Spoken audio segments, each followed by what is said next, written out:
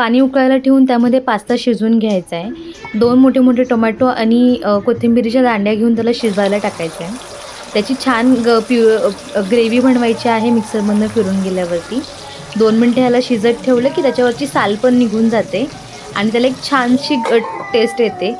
ज्या ह्याच्यामध्ये टोमॅटो केलं त्याच कढईमध्ये बटर ॲड करायचं आहे। बटर आणि थोडंसं तेल अजून ॲड करायचं, आपल्या हिशोबाने किती टाकायचे तुम्ही पहा।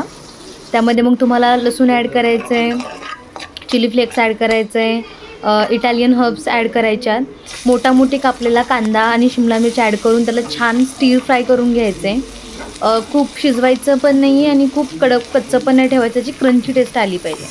त्यानंतर त्यामध्ये टोमॅटो केचप थोडंसं ॲड करायचं, यानी छान टँगी टेस्ट त्याच्यामध्ये येते, क्रीमीनेस त्याच्यामध्ये ॲड होतो। छान स्टीर फ्राय करून घ्यायचं त्याला, पाहताय तुम्ही मी कशा पद्धतीने त्याला करून घेत आहे। आता ह्याच्यानंतर ह्याच्यामध्ये आपण जी टोमॅटोची पेस्ट आणि कोथिंबीरची दांडके ॲड करून जी पेस्ट तयार केली ती त्याच्यामध्ये ॲड करून घ्यायची आहे। त्याला छान हलवून घ्यायचं आहे थोडंसं तेल सुटेपर्यंत।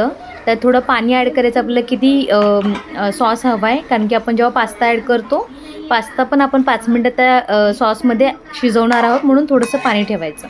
तुम्ही पाहताय मी आता त्याच्यामध्ये पास्ता ॲड करून छान त्याला हलवून घेतलेलं आहे। छान साईडने त्याला हलवून घेऊन परत त्याला आपल्याला छान 5 मिनटासाठी त्याला ठेवायचं आहे। मला जास्ती त्याच्यामध्ये सॉस नाही आवडत आमच्या घरामध्ये, तो सगळा जो सॉस आहे तो ॲड झाला पाहिजे पास्ताला, म्हणजे पास्त्यासोबतच सॉस आला पाहिजे। But if you want to make a creamy then अजून क्रीमी बनवायचं असेल तर तुम्ही त्यामध्ये अजून थोडंसं पाणी ॲड करू शकता। पाणी बाहेरचं ॲड नाही करायचं, जो पास्ता ज्या शिजवला होता त्याच पास्त्याचं पाणी त्यामध्ये ॲड करायचं।